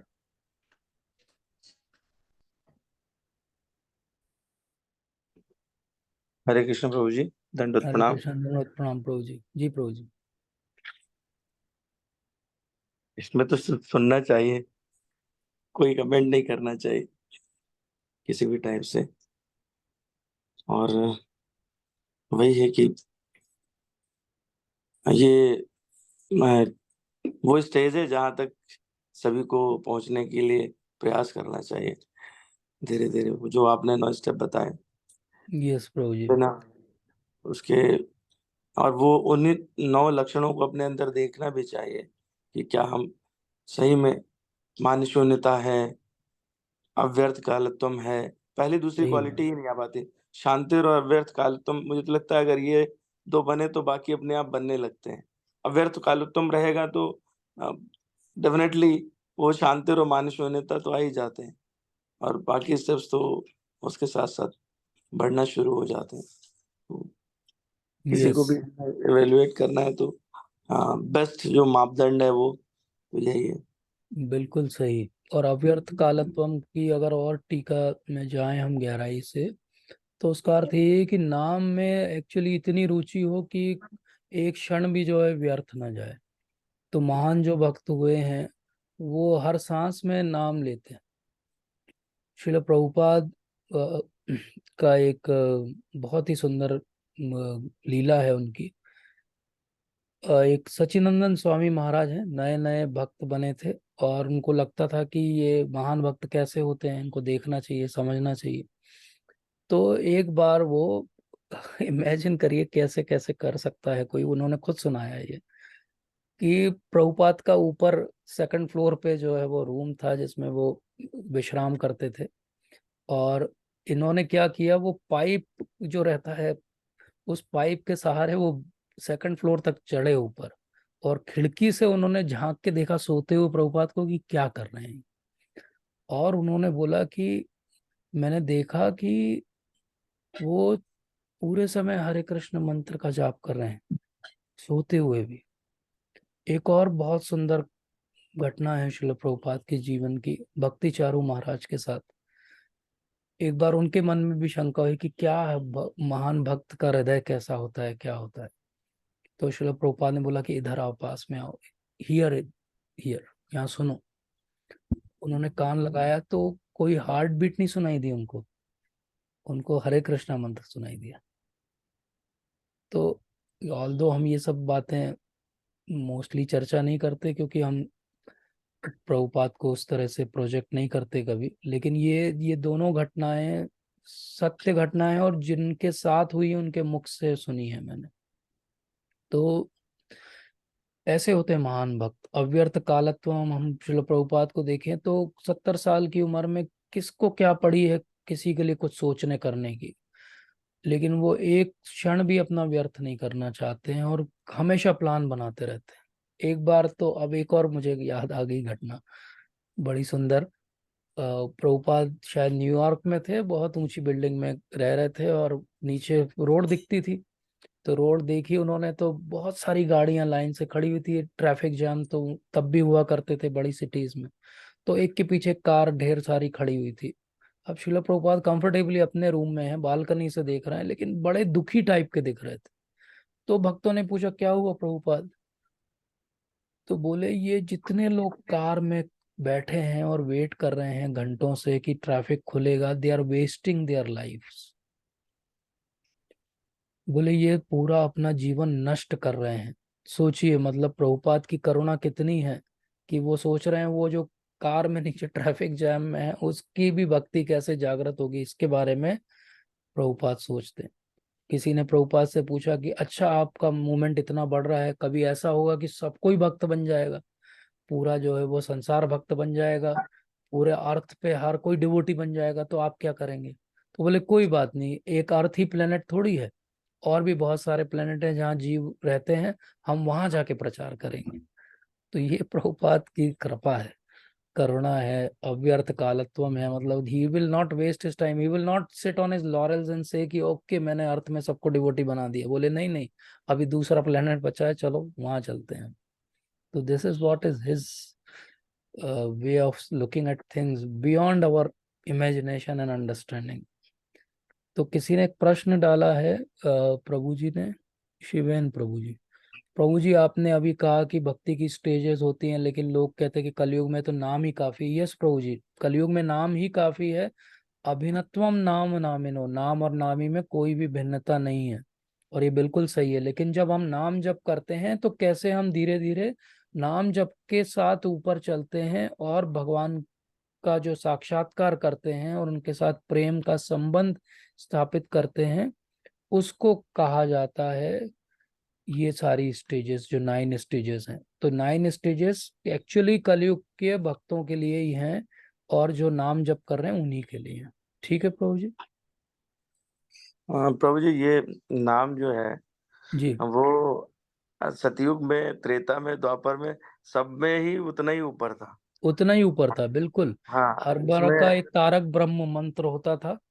और yes definitely like Dhruv Maharaj also was given one mantra. तो naam is there every time everywhere, but Kalyug में ज्यादा प्रोमिनेंट है। I think you will be more elaborative on that. Kalyug केवल नाम आधारा, जी बिल्कुल सुमिर सुमिर नर उतरे उतरे पारा।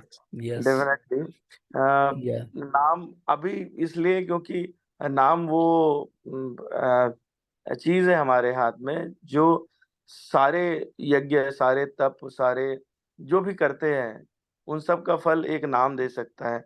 मैं एक छोटा सा उदाहरण दूं। सीता जी जो है वो द्वापर की स्टोरी है ना। सीता जी लंका में हैं वहां पे, इतने दुख इतने तकलीफ में अशोक वाटिका में। और जब हनुमान जी उनसे मिलके और भगवान राम के पास आते तो पूछते हैं भगवान की, कहो सीता जी कैसी हैं, क्या स्थिति है। तो हनुमान जी जो डिस्क्राइब करते हैं, गोस्वामी जी एक दोहे में लिखते हैं, कहते हैं, नाम बाहरू दिवस निशि, ध्यान तुम्हार कपाट, लोचन निज पद जंत्रित, जाहे प्राण कई बाट। इसमें पूरा जो आज का अपना लेक्चर है वो भी यहाँ पे आ जाता है, और नाम वाले कुछ क्वेश्चन का आंसर भी है। माता सीता जो है वो पूरे टाइम भगवान का नाम स्मरण कर रही हैं, उन्हीं का ध्यान कर रही हैं, और वो प्राण त्याग भी देना चाहती हैं, लेकिन कह रही हैं कि ये उनकी आंखों में आपकी स्मृति है, आपका नाम चारों तरफ पहरा दे रहा है, तो प्राण भी नहीं निकल पाते। नाम जो है वो इस प्रकार से है कि उसी का अवलंबन है, उसी के द्वारा आगे बढ़ना भी है, वही साधन है, वही साध्य है, और वही आखिर में आपकी परिणति भी है। तो नाम तो कुछ इस प्रकार से है कि आज अभी आपने इतनी सुंदर चर्चा करी, जितने भी जो उस लेवल के भक्त हैं वो उनका बिल्कुल यही रहता है कि एक बार जब वो नाम में प्रवेश कर जाते हैं और भगवान की लीला में रहते हैं उस टाइम, तो उनको अपना अमानित्व तो पहले ही था, तभी वो भक्त बने, लेकिन जो स्थिति बनती है वो निर्बीज समाधि की बन जाती है। अपने पन का अपना भी ध्यान नहीं रहता, वो समय एक रस होते हैं, उनको सिर्फ और सिर्फ लगता है सिर्फ भगवान ही है, उसके अलावा कुछ और नहीं है। एक प्रकरण आता है, सुतीक्ष्ण जी, भगवान राम जब वन में जा रहे हैं और वन में धीरे धीरे विचरण करते हुए वो सुतीक्ष्ण मुनि के आश्रम की तरफ जाते हैं। और सुतीक्ष्ण मुनि का क्या है कि वो इतने तपस्वी थे कि उनके लिए इंद्रासन के लिए ब्रह्मदेव ने रथ भेजा हुआ है, शरीर त्याग की तैयारी हो चुकी है, और उनको है कि आपके पुण्य कर्म इतने हैं कि आप जो है वो अम, इंद्र बन सकते हैं, नेक्स्ट इंद्र आप होंगे, ब्रह्मलोक आ सकते हैं तो आप अपनी इच्छा से। और उनको पता चलता है कि भगवान राम इसी रास्ते से आ रहे हैं, तो वो जब इस बात को सुनते हैं और उनका स्मरण करते हैं, तो उस पे गोस्वामी जी लिख रहे हैं कि वो कर कैसे रहे हैं।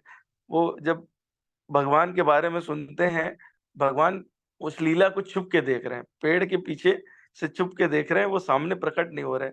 और सुतीक्ष्ण जी की ये गति है कि उन्हें चारों तरफ राम ही राम दिखाई दे रहे हैं। तो वो वहां पे लिख रहे हैं गोस्वामी जी, दिस अरु विदिश पंथ नहीं सूझा, न उन्हें दिशा समझ आती है, न रास्ता समझ आ रहा है, को मैं चलूं कहाँ नहीं बूझा, मैं कहाँ जाऊं समझ नहीं आ रहा है। कबहू फिर पाछे पुन जाए, कभी आगे जाते हैं और कभी पीछे चले जाते हैं। कबहू नृत्य करे गुण गाई, और कभी नृत्य करने लगते हैं भगवान का गुण गा के। अबिरल प्रेम भगत मुनि पाई, प्रभु देखें तरु ओट लिखाई। भगवान की जो भक्ति है वो उनको अविरल प्राप्त है, और वो भगवान उनको पेड़ के पीछे से देख रहे हैं। तो आगे क्या कहते हैं, अतिशय प्रीति देख रघुबीरा, प्रगटे हृदय हरण भवबीरा। जब देखा इतनी ज्यादा अ, इनको प्रेम है, तो वो उनके सामने प्रकट हो जाते हैं। मुनिमग माज अचल हुई बैसा, पुलक शरीर पनस फल जैसा। अभी जो आप डिस्क्राइब कर रहे थे लक्षण, पूरा शरीर पुलकित हो जाता है और एकदम पूरा तब रघुनाथ निकट चली आए, देख दशा निज जन मन भाए। और उसके बाद भगवान आते हैं, उनको हृदय से लगा लेते हैं पास में, और फिर वो भगवान को कहते हैं, ठहरो आप ठहरो थोड़ी देर, मैं अपनी व्यवस्था कर लेता हूँ। फिर वो उससे अग्नि बनाते हैं और भगवान के सामने ही अपने शरीर को त्याग कर देते हैं उसी अग्नि में। तो ये वाली जो बात है वो जब आप निरंतर और नाम जप से, तो डेफिनेटली ये बात संभव है। माता सीता भी करके दिखा रही हैं, ये वाला प्रकरण है। चैतन्य महाप्रभु है, ऐसे मतलब अनेक अनेक एग्जाम्पल है। नारद भक्ति सूत्र का छठा सूत्र है, यज्ञ ज्ञात्वा मत्तो भवति, स्तब्धो भवति आत्मा रामो भवति। तीन क्वालिटी आ जाती जब वो नाम को और उनके प्रभाव को जान जाए। और ये वाली स्थिति तभी होती है जब नाम उससे छूटे नहीं, अव्यर्थ कालत्व वाले फेज में रहे वो। तो ये वाला स्थिति बन जाती है कि ऐसी भक्ति जिसको जानकर मनुष्य उन्मत्त हो जाता है, स्तब्ध हो जाता है और आत्मा राम बन जाता है, किसी मतलब ही नहीं, संसार शून्य हो जाता है उसके लिए। जहाँ पे भी है संसार शून्य होने का अर्थ ये भी नहीं है कि संसार है नहीं, उसका मतलब है कि जहाँ भी वो भगवान ही है। सब कुछ सिए राम में सब जग जानी, सब जगह जान। यस। जो हम करो जुग पानी। तो ये वाली भावना बन जाती है वहां पर। पर अभी तो ऐसा लगता है, आप मैं जो डिस्क्राइब कर रहे थे वो सभी ये लगता है कि बस कभी कभी होती है ऐसी किसी किसी के साथ अनुभूति, और कुछ तो कथा वगैरह में हम लोग देखते ही हैं कि वो निरंतर रो ही रहे होते हैं। वहाँ यस। वहाँ पे कुछ डिफरेंट फीलिंग होने लगती है, ऐसा लगता है कि सच्चे भक्त तो वही है, हो भी सकते हैं, पर ये है कि आमतौर पे उस प्रकार का प्रदर्शन नहीं। एक हरिदास ठाकुर वाली आपने शायद लीला की चर्चा की हो, मैंने थोड़ा लेट ज्वाइन किया था, हाँ। यस। जिनकी नकल दूसरे करते हैं यस। उसी जिनकी लीला नकल में। दूसरे करते हैं और सारे आप संप्रदाय जो हैं वो महाप्रभु और हरिदास ठाकुर की कॉपी कर रहे हैं। बेसिकली यही बात को समझना है कि जिन्यून जो भाव है, आज के सत्र का जो ओरिएंटेशन था वो यही था कि जिन्यून भाव जो है वो बहुत चीप वस्तु नहीं है, लेकिन अटेनेबल वस्तु भी है। अगर हम उस तरह से अनुगत्य होके साइंस को समझें, इमोशंस की, डिवोशन की, तो और आगे बढ़े, तो हम सबको भक्ति में कभी ना कभी वो अनुभूति भी होगी, क्योंकि वो साइंस है। अगर उस तरह से किया जाएगा तो वो रिजल्ट जरूर आएगा, कोई उसमें डाउट ही नहीं करना चाहिए। जैसे हम साइंस में डाउट नहीं करते कि दो केमिकल मिलाएंगे तो तीसरा केमिकल बनेगा, ऐसे ही हम अगर इस प्रकार से भक्ति करेंगे तो हमारे पूर्व भी लोगों को भक्ति का भाव का अनुभव हुआ है और हमें भी होगा और हो सकता है बिल्कुल। तो यही आज के सत्र का जो है वो समरी भी हम समझ सकते हैं। तो आप सबका बहुत बहुत धन्यवाद। अगर कोई और कुछ कहना चाहे या कुछ बताना चाहे, शेयर करना चाहे, तो most welcome, otherwise we will end here. Prabhu ji, पिछली बार जो है वो एक माता जी ने एक वाक्य बोला था, जी जी। काफी देर तक डिस्कशन रहा, इसलिए मैंने उस टाइम में कुछ बात नहीं कही बोलिए थी। बोलिए बोलिए हैं, बोलिए। उन्होंने रामचरितमानस से ही एक चौपाई उद्धत की थी कि सुर हम्म। नर मुनि सभी की यह रीति, स्वार्थ लाए हाँ करें सब सर। प्रीति। हाँ। जी जी। तो हालांकि जो चर्चा हो रही थी उसके परिप्रेक्ष्य में वो फिट नहीं बैठ रहा था, लेकिन उसको हम कनेक्ट कर सकते हैं। वो आज के भी जो आपका भी लास्ट सेंटेंस था, एक्चुअली आपने लास्ट सेंटेंस बोला कि अटेनेबल है, इसलिए मुझे वो वापस याद आ गया। तो भगवान जो है, भगवान कृष्ण 7वें अध्याय में कहते ही है ना, चतुर्विधा भजन्ते माम। ज्ञान सुकृत अर्जुन। यस। हैं तो उसमें वो बता ही रहे हैं कि आर्तो जिज्ञासुर अर्थार्थी ज्ञानी च भरतर्षभा। तो वो जो चार हैं, वो जो लोग प्रीति कर रहे हैं स्वार्थ से भी भगवान से यदि कर रहे हैं, वैसे वो कॉन्टेक्स्ट डिफरेंट है जहां से वो चौपाई उठाई गई थी, लेकिन अगर उसको यहाँ लेके आए हैं, तो वो भगवान जो है वो चार में कोई भी किसी तरह से स्वार्थ से भी भगवान से जुड़ता है तो भगवान उसको प्रोसेस में लगा लेते हैं। और शुद्ध भक्त के यदि या गुरु महाराज के कृपा मिल जाए, तो उसके बाद में जो नेक्स्ट उसका नेक्स्ट श्लोक है, वो वाला कृतार्थ भगवान उसके जस्ट बाद एक श्लोक छोड़ के अगले श्लोक में कहते हैं उदारा सर्वैवेते। सबसे उदार वेदता मानता हूँ मैं उनको, हाँ डेफिनेटली, क्योंकि जिज्ञासु जो है वो सबसे ज्यादा वेल एस्टेब्लिश्ड है इन चारों के अंदर। तो उस पे काफी टीका लिखी है विश्वनाथ चक्रवर्ती ठाकुर पाद ने भी, और लोगों ने बहुत उसको एनालाइज किया है कि why sentence like this was spoken. May be someday we will discuss that aspect also, very interesting part to understand कि ये चार में भगवान फिर एक को क्यों पिक कर रहे हैं। और टेक्निकली अगर हम इस चैप्टर को ध्यान से पढ़ें तो एक्चुअली ये चार नहीं है, दो और हैं जिनकी बात वो बाद में करेंगे। जी जी और इन चार में उन्होंने सिलेक्ट किया है कि उनको जिज्ञासु जो है वो ज्यादा पसंद आ रहा है, लेकिन जब वो आगे के दो की बात करेंगे तो वो बिटवीन द लाइन बहुत इजी है समझने के लिए कि हाँ। भक्त जो है वो सबसे ज्यादा प्रिय है भगवान को। उस मेरे ख्याल में 19वें श्लोक के बाद में इस पे ये कूद जाते हैं। वो हाँ। ज्ञानी को ही कनेक्ट कर रहे हैं, मतलब ये उदारा से पहले उन्होंने उसका कारण दिया कि आ, वो जो है नित्य है और एक भक्तिर यस। विशिष्य थे। यस। दो ये कारण वहां पे बीच में दो उन्होंने कारण। रखे। रखें, और फिर बाद में वो शुद्ध भक्त के संबंध में बताते हैं कि उसमें ऑलरेडी एग्जिस्ट करता है। Already, yes yes. तो और इसीलिए अब ये इसको ऐसे भी समझ सकते हैं कि ये चार में से लोग जो हैं वो शुद्ध भक्ति की तरफ जाएंगे, तो जाने की जो संभावना है वो जिज्ञासु की सबसे ज्यादा है, क्योंकि भगवान उसको फेवर करते हैं और अर्थार्थी की कम है। लेकिन अगर आप जैसे भागवतम पढ़ो तो भागवतम में भगवान कहते हैं कि अकामो सर्व कामो व मोक्ष कामो उदारथी त्रिवेण भक्ति योगेन यजेत पुरुष परम। तो वहां तो बहुत कैटेगोरिकली ये बोल दिया गया कि अकामो सर्व कामो व मोक्ष कामो उदारथी, कुछ भी कामना हो कहीं और जाने की बजाय भगवान के जी पास आना ज्यादा अच्छा है, क्योंकि भगवान हमारी कामना भी शुद्ध कर देंगे, और अगर वो हमारे भाग्य में होगी और हमारे लिए अच्छी होगी तो वो वस्तु भी हमें दे देंगे। तो डेफिनेटली हम कम से कम भगवान के पास आना तो सीखेंगे। तो इसीलिए शायद वो जिज्ञासु को यहाँ कैटेगोरिकली बेटर बोलते हैं, क्योंकि जिज्ञासु कम से कम जिज्ञासा करता रहेगा तो उससे शायद भक्तों का संग मिल जाएगा, ज्ञान मिलेगा, उसका ओवरऑल जो है वो धीरे धीरे इम्प्रूवमेंट होगा। तो एक समय आएगा जब वो भक्ति में पारंगत हो जाएगा। तो भगवान का जो भाव है हमेशा, जैसे आज का भी सत्र को अगर हम समझें तो ऐसे समझ सकते हैं कि भगवान की तो एक ही इच्छा है बस, और वो इच्छा है कि कैसे भी हम उनकी सेवा में लगें। और हमारी भी टेक्निकली यही एक इच्छा होनी चाहिए। जब ये दोनों की एक एक ही इच्छा बच जाएगी तो वो भक्ति हो जाएगी। तो डेफिनेटली वो 7th चैप्टर में तो बहुत सारी डेप्थ्स हैं। Someday we will discuss all those. Definitely yes, इस वाले थैंक श्लोक यू। पे मेरा या डिस्कशन है, लगभग 1 घंटे का डिस्कशन है। अच्छा, अरे वाह, बढ़िया। I will listen to it. Yes, अभी अभी वो अपलोड नहीं हुआ, आई विल डेफिनेटली अच्छा, शेयर। ओके ओके, हाँ, यस, शेयर वो इट, थोड़ा शेयर टाइम इट। लेता है, फिर मैं शेयर। प्रोसेसिंग में, और ओके, या उसमें, हाँ, उसमें रामचरितमानस का बहुत आश्रय लिया है अच्छा, अरे वाह, उस एक श्लोक के बढ़िया। लिए। वी जी will like to listen to it. मुझे आप शेयर करिएगा जब अपलोड मैं करें। मैं यस डेफिनेटली शेयर यस, करता हूँ। ठीक है। Thank you Prabhu ji, thank you everyone. तो आज के सत्र का हम यहाँ समापन करते हैं। आप सभी का बहुत बहुत धन्यवाद। और हम सब एक दूसरे के लिए प्रार्थना करें कि हम सब के अंदर कभी ना कभी ये सब भक्ति के सद्गुण जो हैं वो जागृत हों। वांछा कल्पतरुभ्यश्च कृपा सिंधुभ्यैव च पतितानां पावनेभ्यो वैष्णवेभ्यो नमः। Thank you so much. Hare Krishna.